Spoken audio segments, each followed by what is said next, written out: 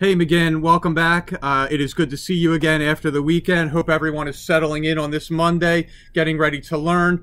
I'm excited to bring you the latest in our Read Aloud series that's a little more than 2 years old now since the pandemic started. The book that I chose today fits with what we're celebrating this month, which is Women's History Month. And the title of the book is Martina and Chrissie, The Greatest Rivalry in the History of Sports. And it talks about two women champions.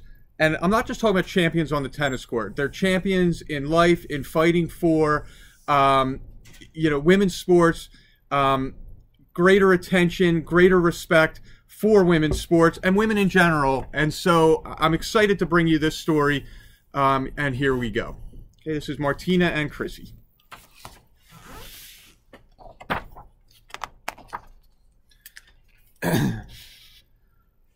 First, let me tell you about Chrissie. She started taking lessons when she was 5. By 8th grade, she was ranked #1 in the whole country. Chrissie was this all-American girl. Patience and poise and precision. Calm and collected and completely in control. Her ground strokes were perfect. Perfect. From the baseline, she was automatic. Automatic. And that two-handed backhand of hers, oh man, everyone copied the way she hit it. Everyone. In 1971, she played in her first ever Grand Slam tournament, the U.S. Open. Little Chrissie Everett against Mary Ann Eisel, the 4th-ranked woman in the country, on center court at Forest Hills. She lost the first set, fell behind in the second, and the TV announcers wrote her off. But then the high school girl from Florida fought off 6 match points. 6. She won the match. Won the match. Nah, she didn't win the tournament. She won something better. The hearts of the fans. Now let me tell you about Martina. She was smacking tennis balls off a cement wall when she was 4.5. At 15, she was the national champ. 15. But Martina was from Czechoslovakia, a communist country. In communist countries, you weren't free. Not like America. Not at all. Martina, she was all emotion, all the time. Slapping her thighs and yelling at herself and bursting into tears. Sometimes she'd cry on the court. Martina had this lefty serve that was wicked. Wicked. And she loved to rush the net. Serve and volley, serve and volley, serve and volley. Martina owned the net. But at the time, that's not how women were supposed to play tennis. Not in the United States.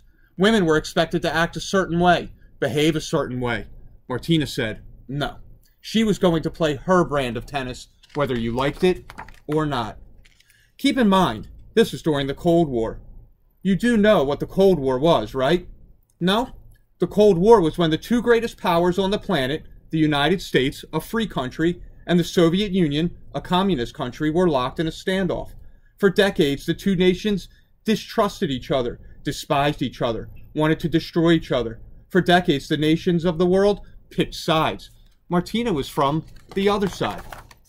The first time Martina and Chrissie played each other, only a few hundred people showed up. Martina was out of shape, really out of shape, and Chrissie won, easily. In fact, those first few years they played, Chrissie dominated. Then again, Chrissie dominated everyone. For 5 years in a row, she was the #1 player on the planet. On the planet. Most rivals don't like each other. Some rivals hate each other. And because of the Cold War, Martina and Chrissie were supposed to distrust and despise and want to destroy each other too. But Martina and Chrissie, they were friends. Good friends. Before matches, they hung out, watched television, ate meals, and even practiced together. Martina and Chrissie, they weren't the type of women who did what they were supposed to do. After a while, Martina got tired of all that losing, even to her friend. So she did something about it. She got in shape. She grew up. Then came the Wimbledon, where Martina and Chrissie played in the finals. At first, Chrissie was rolling like always. On this one point, Martina was at the net for an easy overhead smash, but then a gust of wind blew, and Martina whiffed. On another point, Martina was at the net, and Chrissie blasted a shot that, bam, nailed Martina right in the head. Well, guys, that shot woke Martina up. She fought off 3 break points. 3. Won the game, won the set, won the match. Martina Navratilova, Wimbledon champion, her first Grand Slam title. Over the next few years, Chrissie won. Martina won. Martina won. Chrissie won. The two best players in the world doing battle back and forth, back and forth. Each Sunday that Martina and Chrissie played, everyone tuned in to watch. But then something changed between Martina and Chrissie. Martina got a new coach with a new approach. And this new coach, she didn't allow her players to be friends with their rivals. She wanted them to hate their opponents, like enemies. For a few years, Martina and Chrissie barely spoke. On the courts, Martina went on a rampage. She beat Chrissie 13 straight times. 13. All in the finals of tournaments. But Chrissie, she never gave up or gave in. At the French Open, they met in the finals. Martina seeded number 1, Chrissie number 2. Neither having dropped a single set in the entire tournament. First set, Chrissie. Second set, Martina. Third set, oh man. Chrissie was 1 game from the match, 1 game from the title. But Martina rallied. Took 12 of the next 13 points. But then Chrissie rallied back. On match point, boom. She smoked a monster backhand down the line. Game, set, match. Chrissie was queen again. But this time around, she shared her crown with Martina, her rival, her friend. You see, for all those years, Martina never gave up or gave in either. And finally, she'd earned something more valuable than any championship. She won the hearts of the fans. So who was better, Martina or Chrissie? Martina and Chrissie played 80 times. Martina won 43. 60 of those matches took place in tournament finals. Martina won 36. 14 of those tournaments were Grand Slams. Martina won 10. So if you go by the numbers, it's pretty clear. Advantage Martina. But numbers never tell the whole story, and no rivalry is ever just about numbers. Martina Navratilova and Chris Evert made each other better players and better people too.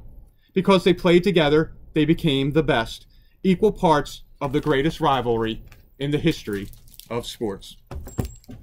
So boys and girls, I hope you enjoyed that read aloud. I hope you recognize what these two women and what many women around the world have done to fight for their proper place in history, to get equal opportunity. To this day, Martina Navratilova and Chris Evert are very vocal in pushing for women's rights, pushing for individuals to do the right thing, to show that respect. And, you know, it's just, we should be thankful for what they've done on and off the tennis court. So that's it for today. I will be back with another read aloud tomorrow. Have a good night, McGinn. See ya.